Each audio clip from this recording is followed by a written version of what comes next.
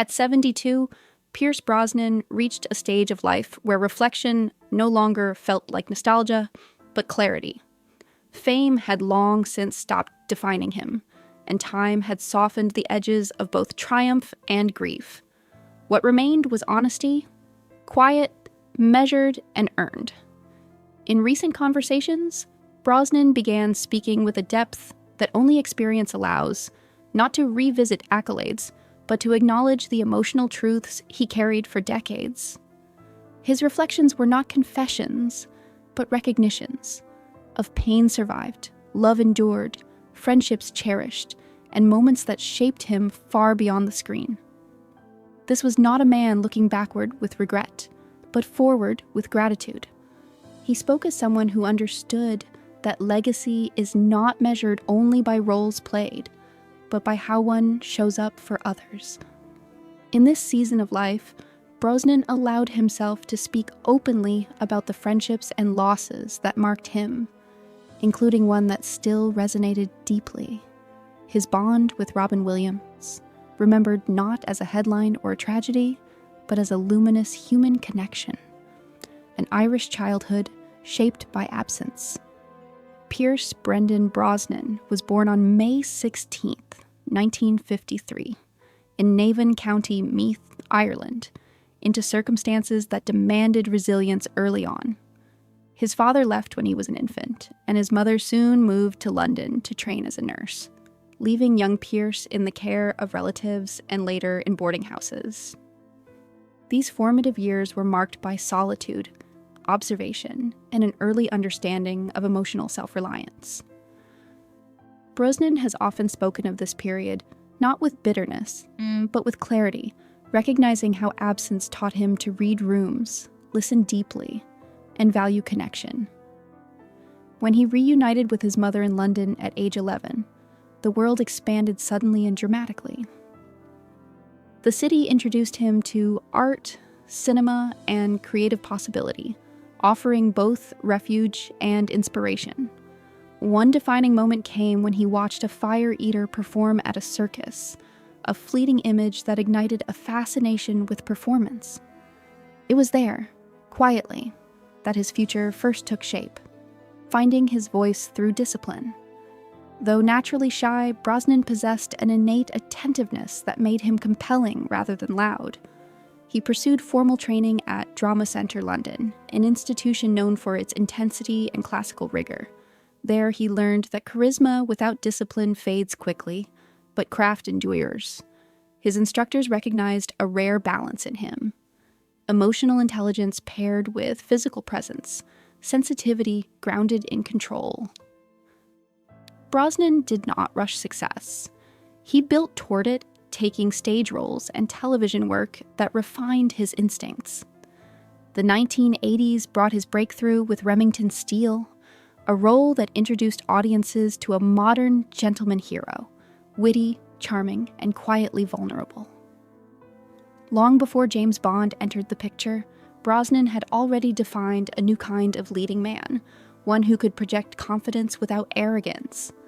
This period cemented his understanding that longevity in acting comes not from image alone, but from adaptability and emotional truth. He was preparing for a career, not chasing a moment. Reinventing Bond for a new era. When Brosnan debuted as James Bond in GoldenEye in 1995, the franchise stood at a crossroads. The world had changed, and so had its heroes. Brosnan's Bond was both polished and human, capable of lethal precision, yet marked by emotional consequence. He brought sophistication without detachment, danger without cruelty, and vulnerability without weakness. Over 4 films, GoldenEye, Tomorrow Never Dies, The World Is Not Enough, and Die Another Day, he re-energized the role for a new generation, honoring tradition while modernizing its tone. His Bond smiled easily but carried weight, reflecting a man shaped by experience rather than invincibility. Brosnan never treated the role as a pedestal, but as a responsibility, aware that cultural icons require nuance to remain relevant. When he eventually stepped away, he did so without bitterness, understanding that reinvention is essential to survival in art. Bond elevated him, but it never confined him. And that distinction defined the rest of his career. Choosing range over comfort. After Bond, Brosnan made a deliberate choice to resist nostalgia. Instead of repeating success, he pursued contrast. He surprised audiences with dramatic vulnerability in The Matador, romantic elegance in The Thomas Crown Affair, and unrestrained joy in Mamma Mia. Later projects, from The Misfits to Fast Charlie and The Thursday Murder Club, demonstrated an actor more interested in texture than image. Even in large-scale franchises like Black Adam, where he portrayed Dr. Fate, Brosnan brought gravitas rather than spectacle. These choices reflected a philosophy shaped by time, that relevance comes from curiosity, not repetition. Brosnan embraced aging on screen without apology, allowing maturity to deepen rather than diminish his presence. Each role became less about proving himself and more about exploring humanity in its many forms. Reinvention for Brosnan was never a strategy. It was a necessity rooted in respect for the craft and for the audience that grew alongside him. Love, loss, and enduring devotion. While his career flourished, Brosnan's personal life carried profound weight.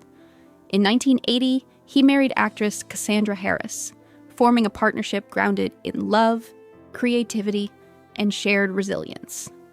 He adopted her 2 children as his own, embracing fatherhood with commitment and tenderness. Their life together was rich and hopeful until Harris was diagnosed with ovarian cancer. Brosnan stood by her through years of treatment with unwavering devotion, placing family above all else. Her death in 1991 devastated him, reshaping his understanding of love, mortality, and time. He has spoken of that loss not as something overcome, but integrated, a presence that changed him permanently. Years later, he found renewed stability with journalist and activist Keely Shea Smith, whose warmth and grounded strength helped him rebuild. Together, they raised 2 sons and formed a marriage admired for its authenticity. Brosnan's greatest roles, he often suggests, were lived off-screen, defined by loyalty, patience, and enduring love.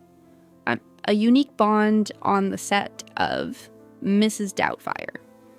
Among the friendships that left a lasting imprint, Brosnan's connection with Robin Williams remains especially dear. During the filming of Mrs. Doubtfire, Brosnan played Stuart Dunmire, but what he gained went far beyond a role. He encountered Williams not merely as a comic genius, but as a profoundly attentive human being. Brosnan recalls Williams as a force of nature, brilliantly improvisational, endlessly generous, and deeply kind. On set, Williams treated everyone equally, bringing warmth to child actors and crew members alike. His humor was electric, yet never careless. Laughter flowed easily, but so did moments of quiet reflection. Brosnan observed how Williams used comedy not to dominate attention, but to connect, often softening a room with empathy rather than volume.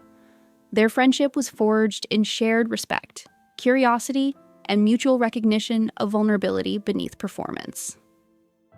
It was not a loud bond, but a meaningful one, built on humanity rather than celebrity.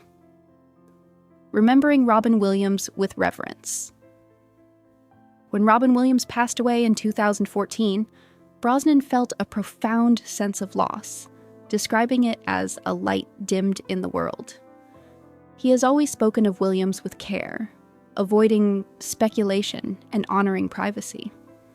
What remains central in his reflections is gratitude for the joy Williams gave, the kindness he showed, and the sincerity he carried. Brosnan remembers how Williams could fill a space with laughter and then retreat into gentle stillness, a reminder that brilliance and sensitivity often coexist. He does not frame Williams through tragedy, but through impact, emphasizing that his legacy lives in the humanity he shared so freely. Brosnan believes that Williams gave more of himself than most, not as obligation, but as instinct.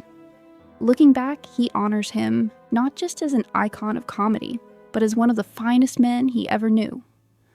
In Brosnan's words, the world was undeniably better for having known Robin Williams. Gratitude as a final measure. Now in his 70s, Pierce Brosnan speaks not as a man summing up achievements, but as one acknowledging meaning.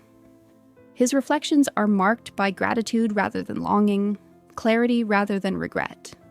He understands that life's value lies in connection, in friendships forged, love sustained, and kindness offered without expectation. His memories of Robin Williams, his devotion to family, and his commitment to craft all stem from the same truth: that presence matters more than applause. Brosnan's story is not one of effortless success, but of endurance shaped by loss, curiosity, and compassion. He continues to work, not to remain visible, but to remain engaged with life. At 72, he carries his past gently, honoring those who shaped him while embracing the days ahead. In doing so, Pierce Brosnan reminds us that a life well lived is not defined by roles played, but by humanity shared, and that legacy, when rooted in love, endures quietly and completely.